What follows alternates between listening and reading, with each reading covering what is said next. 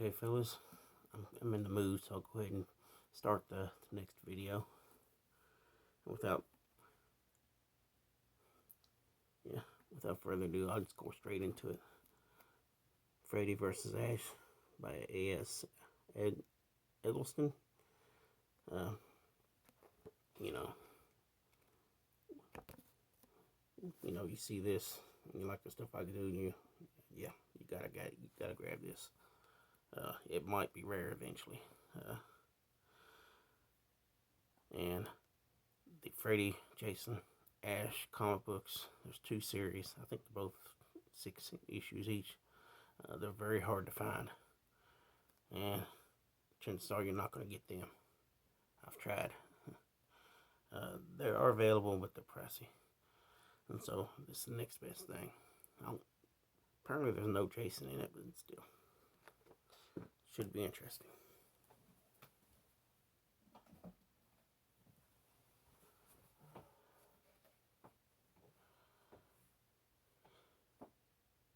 Another one I don't know anything about, but yeah, I like Odd. 3 Go Back by J. Leslie Mitchell. Yeah, don't know anything about it, but it's it's odd, interesting, get a catchy cover, and when you combine those, I'm kind of like a sucker for that, especially when you mix them together. Like a civilization rising up from apocalypse, I guess, is what I get together from it. A future version of the caveman story, I guess. I don't know.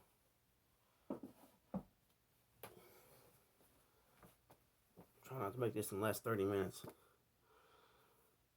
Lansdale's Flaming Zeppelins. He's got 2 books. It's the first two combined in the Adventures of the Ned DeSeal series. Let's see if I list them in here. Yeah, it combines the novel Zeppelin's West and Flaming London. Both of them have very catchy covers. This is kind of like a combination of the 2 covers, and they're not neither one of them of the 3 are easy to find, but you can get them at a pretty reasonable price for the most part. And I figured if I was going to get these, might as well get them combined. It's kind of cheaper to buy them this way than it is separate.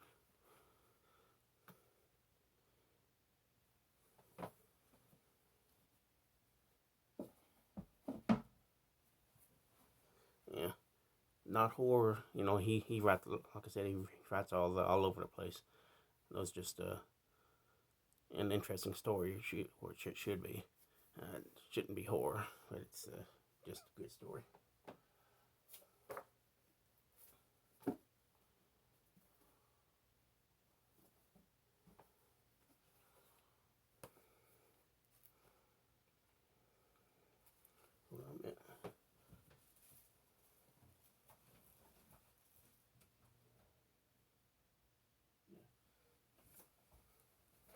Yeah, I had to go get the this is some short story collections, but there's 3 in the series, and I just went ahead and grabbed the other one.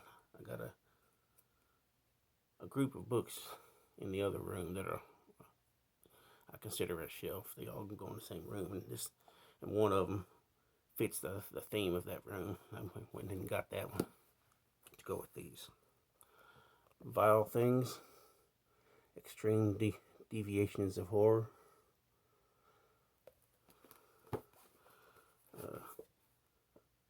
Sick Things, Extreme Creature Horror.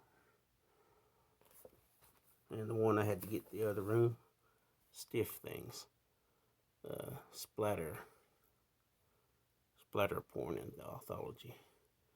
Yeah, pretty out there cover on that.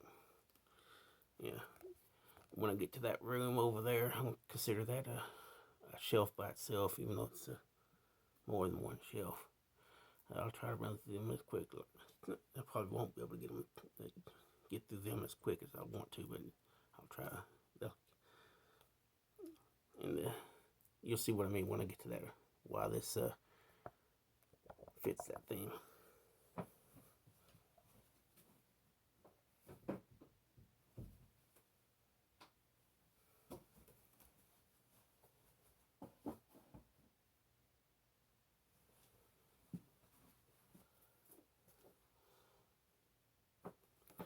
John Shirley's really, really, really, really weird stories. I like short stories. I like short stories and weird short stories. And when you combine all that together, it's you're in my ballpark. I'm not sure if you can see it, but there's a lot of detailed images in the cover. I think it's kind of a similar thing to the back. If the camera's going to focus on it. I got a lot of Bizarro books, and this is probably along those lines.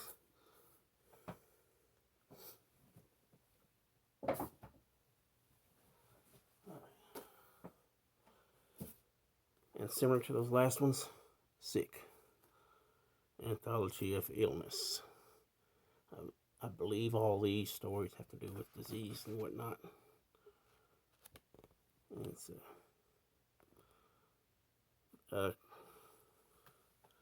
what's the guy's name? Like I told you, I blank on some of on some things that I really shouldn't be blanking on. I'm trying to think of the guy that did the Alien artwork for Alien. He's got a tarot deck I've been trying to get, but it's very hard to find those tarots or any of his art. This art reminds me of him. Doesn't look anywhere near as polished as his stuff. Yeah. David Anthony Magidis is the cover artist of this. He's very similar to him, to the other guy.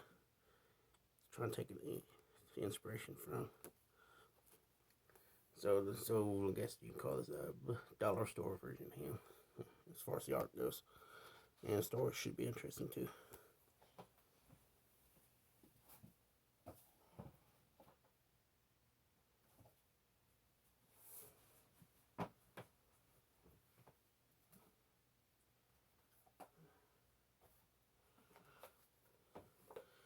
Another combo. Peep Show 1 and Peep Show 2. Edited by Paul Fry. A couple of hard to find short story collections.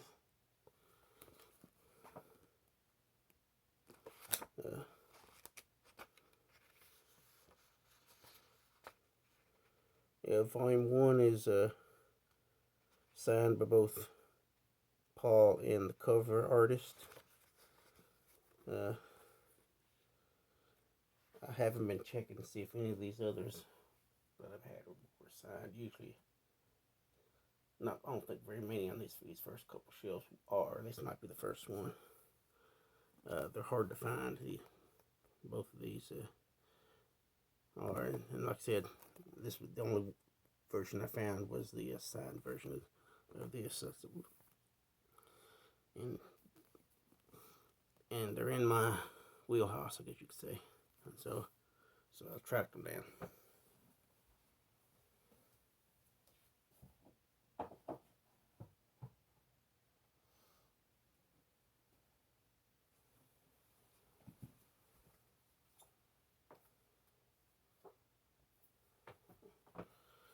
Les Edgerton, the rapist. probably is going to be about what this is about, I guess. Seems to be a theme in horror, you know, if they try to shock you with this topic in most books. And this one is signed and inscribed by Les. Left a little message to whoever, somebody named Becky, probably seen him at a book signing. Got it. And she put it into the market somewhere. Now I got it.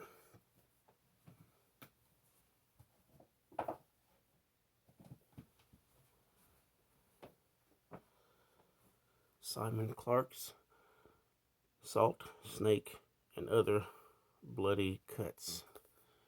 Yeah, pretty detailed cover. Interesting cover. I believe it's a book of short stories too. Yeah. And caught my eye once again, and I figured why not. This one might be a Silver Salamander Press. Probably not the easiest book to get. So I might have looked up in this one. It's not it doesn't appear to be a limited edition, or at least not a signed one. I don't know if you call that a step back cover or not, but it's got the same cover image on the inside. Oh yeah, it is signed.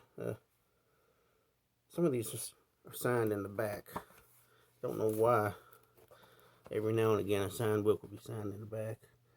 I have not been able to track down who this signature is.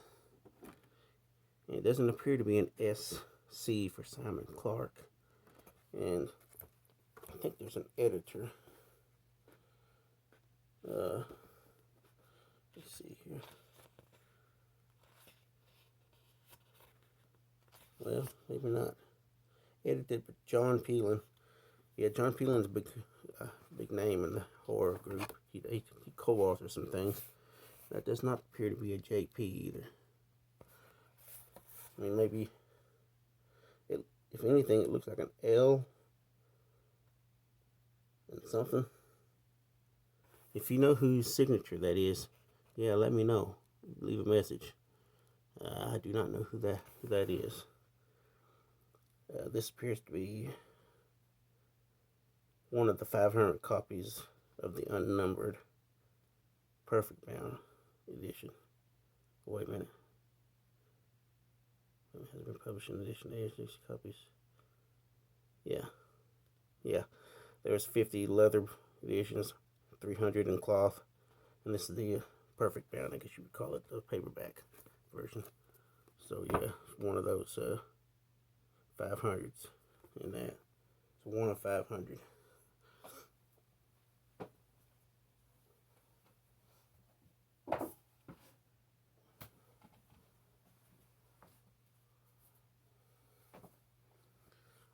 Russ Martin, Rhea. This is probably hard to find. Most of the books in this series is hard to find. And this is the starting off point. From what I gather, not as much action takes place in this series as the rest of the series. But because it's the beginning, you know, you kind of got to read the beginning of the series if you're going to read a series. And so, and if you can find the book, it's harder to find the hardback, I think. But somehow I found it.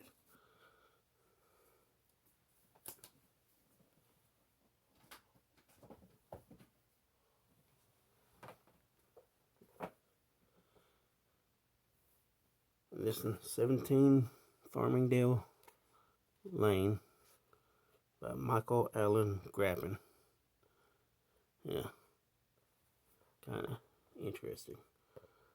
I don't know how much the story is going to be, if it's going to be interesting or not, but yeah, it caught my eye. That and the girl on the cover kind of reminds me of somebody I used to know. And, you know, she looks very similar to her. So I said, well, why not? And I snagged this when I saw it. And it should be interesting, right?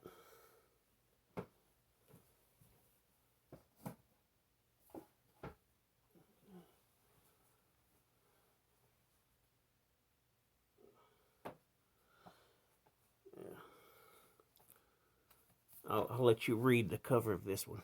I ain't gonna read it. It's an Agatha Christie book. Yeah. Try getting when I get the odd stuff, and I try to get some interesting things every now and then. And since I started getting some limited edition books and everything, I found out about this. I said, well, yeah, I might as well track this one down too. I have it as under another name. I forget what. And then there were none, maybe.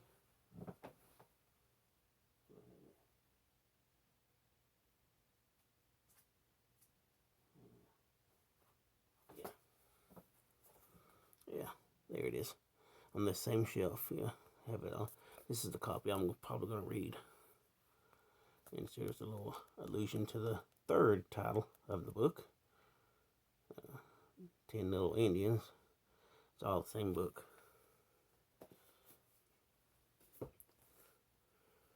And then I got a couple of Graham Masterson's.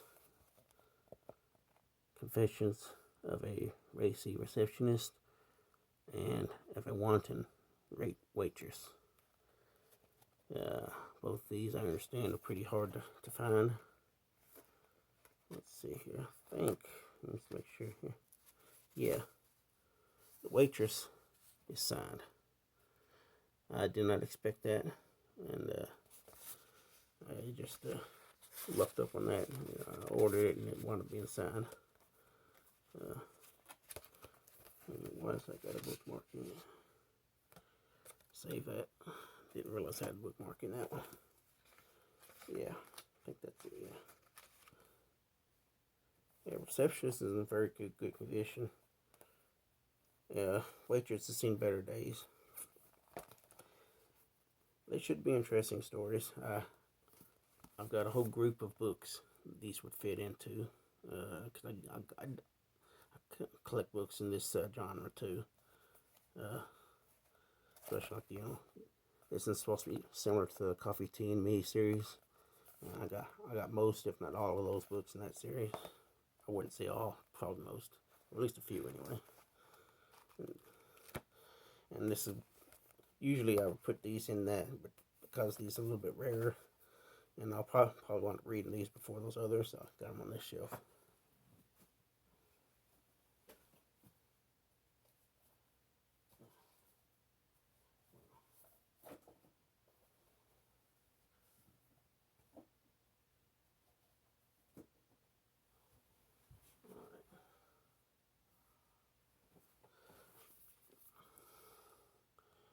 The Story of Life by Chris A. Simpson's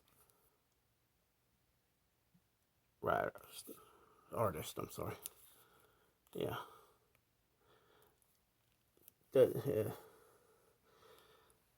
If you're into humor and you want a quick book to read, like almost like a children's book, it's not really a children's book, but nothing really too controversial in it.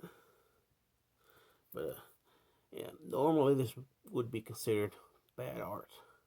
I mean, yeah, look at that fish. But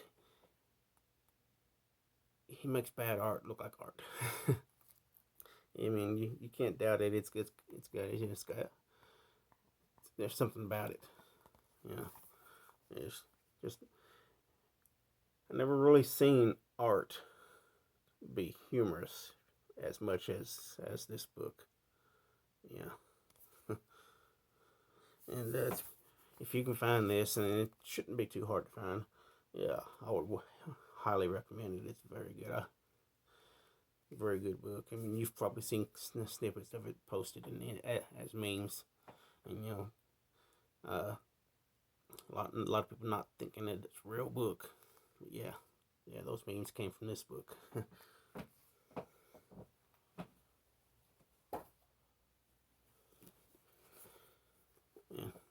Brian Keene's The Rising. I was involved in a book auction, and this one caught my eye. Didn't really know anything too much about it other than the cover looked a little interesting. I'm not the biggest zombie fan. I say that, but I got quite a few zombie books. It's like most of the other topics. And this one has been recommended by a lot of people. And like I said, it was a non-fiction books of Keene's. He talks about The Rising a lot. And he finally won me into getting it. And the sequel. And so I got it. And then David Peake's Spectacle of the Void. It's a little thin book here. I like thin books. Oh, the topic in this one's a little small, makes it a little thicker than it would let on.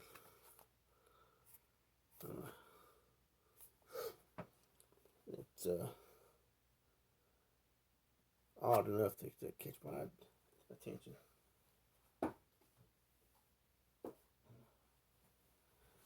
Yeah.